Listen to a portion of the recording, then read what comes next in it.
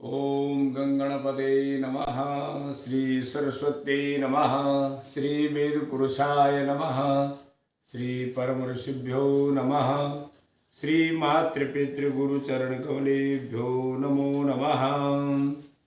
लंबोदरं परमसुन्दरमेकदन्तं रक्ताम्बरं त्रिनयनं परमं पवित्रम् उद्यद्दिवाकरनिभोज्ज्वलकान्तिकान्तं विघ्नेश्वरं सकलविघ्नहर नमामि।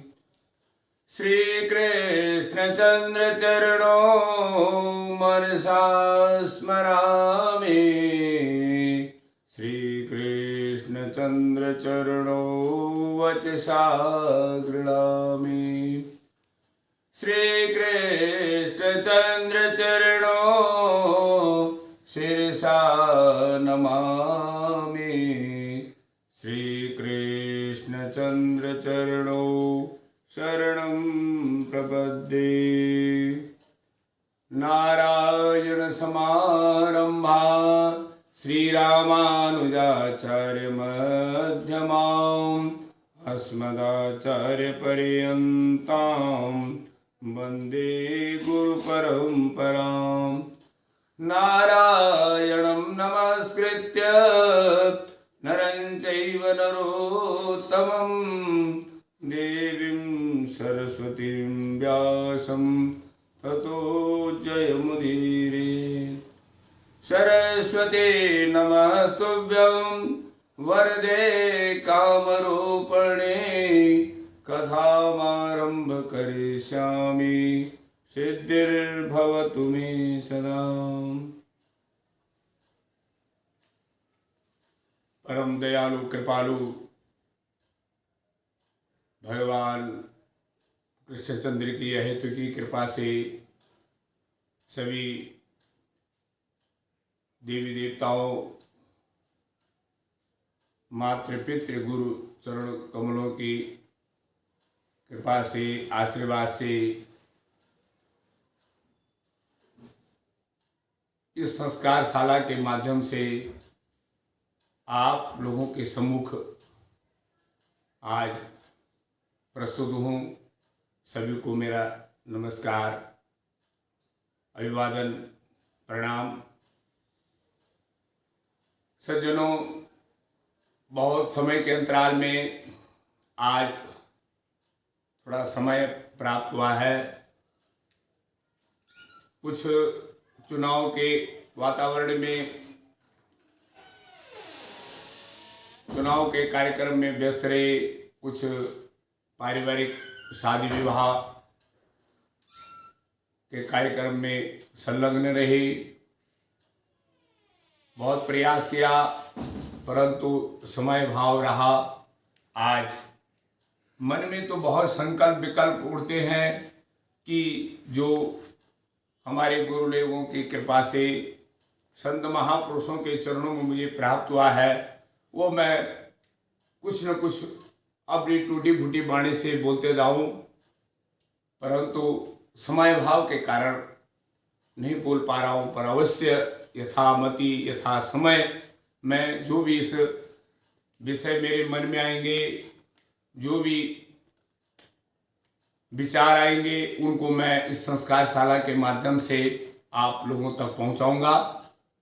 तो आज मेरे मन में एक विचार आया है कि हम वैदिक संस्कृति में जीने का प्रयास अगर करें तो वास्तविक जीवन वही है। आज हम भौतिक संसार में, भौतिक चकाचौंध में जी रहे हैं, पर अंततः वो आत्म संतुष्टि हमें प्राप्त नहीं हो रही है। वह सारे संसार के संसाधन हमारे पास हैं, गाड़ी है, बंगला है, पूरा परिवार है, किसी भी वस्तु की कमी हमारे पास नहीं है, परंतु फिर भी शांति प्राप्त नहीं है, संतोष प्राप्त नहीं है, एक दूसरे से प्रेम का वातावरण नहीं है। मैं देखता हूँ क्योंकि इस दास का अनुभव है, पौरोहित्य कर्म करते हुए ही कहीं यजमानों के यहाँ पूजा पाठ का अवसर प्राप्त होता है, तो वहाँ मैं देखता हूँ सारी चीज़ें उपलब्ध है, परंतु जो पारिवारिक प्रेम होना चाहिए, जो हमारी सनातन परंपरा है, सब मिलके खाएं, सब मिलके अपने वार्तालाप करें, सब परस्पर एक दूसरे का सम्मान हो, परस्पर आदर की भावना हो, वो कहीं दृश्यमान नहीं होती। बड़ा दुख होता है कि भौतिक उन्नति तो हमारी बहुत हो रही है, पर हम जो वास्तविक हमारे ऋषि मुनियों की, हमारी वेदों की जो कल्पना थी कि गृहस्थ आश्रम दिव्य आश्रम है और उसमें तभी सभी सुखी से रहे, सभी एक दूसरे की भावना को जानते हुए परस्पर सम्मान की भावना यापन करें, मिल के सहयोग से आज वो वस्तु आज लक्षित नहीं होती है।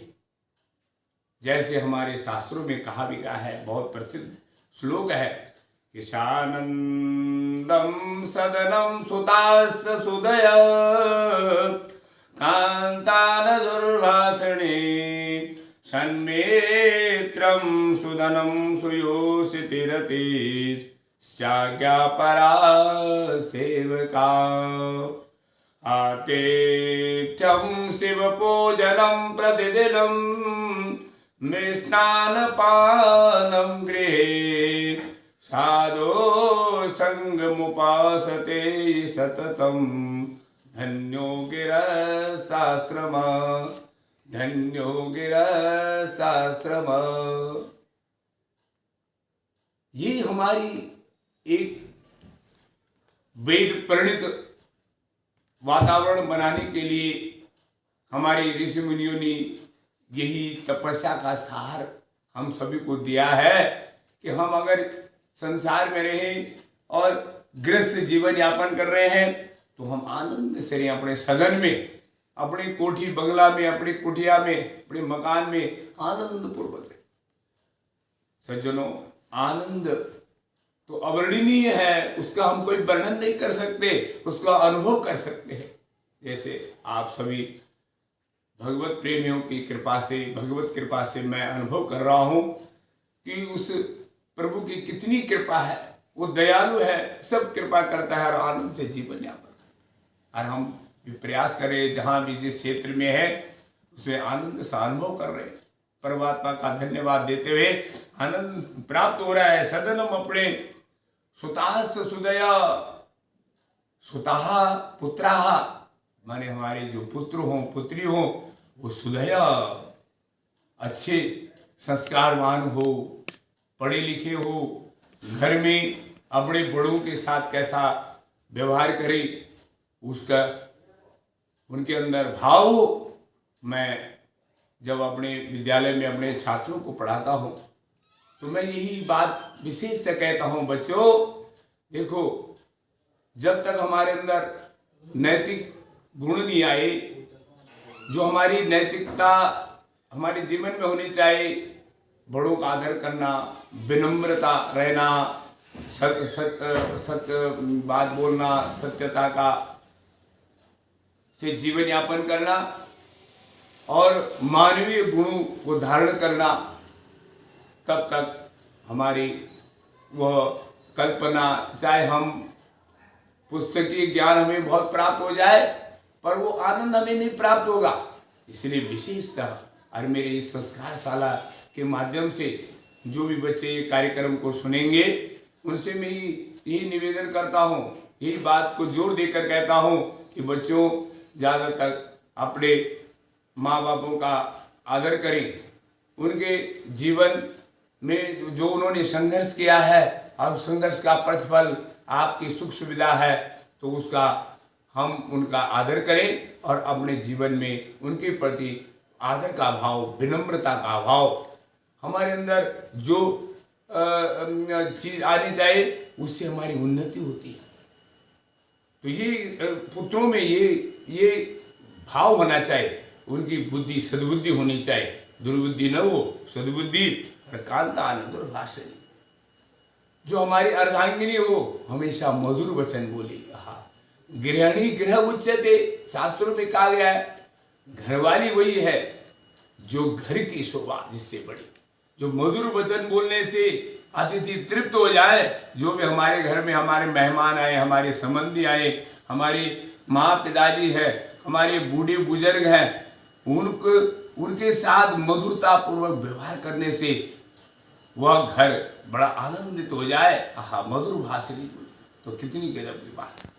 और सन्मित्रम, आहा, जब हमारा अच्छा, हम स्वयं भगवत कृपा से संतों का आशीर्वाद हमें प्राप्त है, वास्तविक हमें मित्र अच्छे मिलेंगे जो हमें अच्छी सलाह देंगे, हमारा आत्मोत्कर्ष करेंगे, हमारी उन्नति के लिए सहयोग देंगे, हमारी आध्यात्मिक संपदा को में वृद्धि देंगे, वही मित्र होते हैं। और सुधनम, धन हमारा अच्छा हो, परिश्रम पूर्वक न्याय पूर्वक जो हमने धन कमाया है वो हमारे पास धन हो, उसका हम उसी प्रकार से प्रयोग करें सद्गुण सदाचार में अपने लिए। और यो सिद्धरति क्या पराते, और अपनी जो हमारे आचार विचार है, रति मनी प्रेम, अपनी पत्नी से ही हमारा प्रेम हो, किसी पराय स्त्री बहन से मातृभाव हमारा हृदय में हो। और आज्ञा परा सेवका, अगर हमारे सेवक है, नौकर हैं,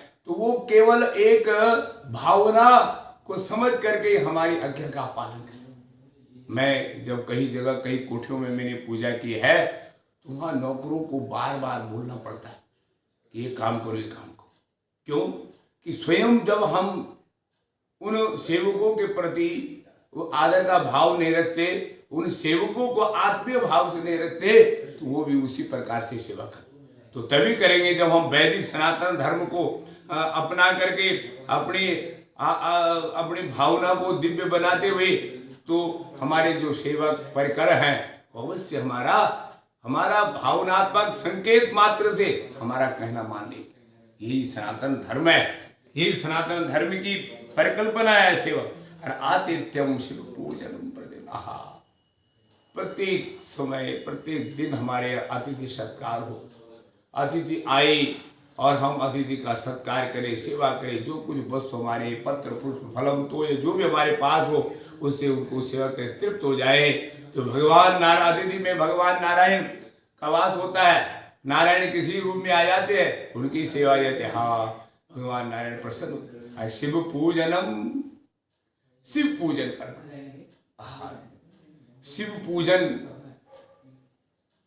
सज्जनों, शिव हमारे यहाँ जो एक सनातन परंपरा है, जो हमारी दैवीय शक्ति हैं, वो हम भक्तों के कल्याण के लिए अलग अलग रूपों में आए हैं। उन्होंने अलग अलग रूपों में अवतार लिए। आप जितनी भी कथाएं कहानियां सुनो उसमें यही है, भगवान अपने भक्तों के लिए रूप ले लेते हैं। अपने भक्तों के लिए भगवान ने क्या क्या अवतार लिए, तो ये शिव तत्व रूप, आहा, हमारी इस संसार में जो भी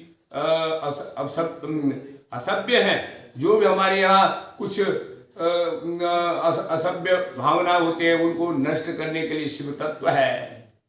अब शिवरात्रि में इसकी हम चर्चा करेंगे कि शिव पूजनम प्रतिदिनम, हमेशा शिव पूजन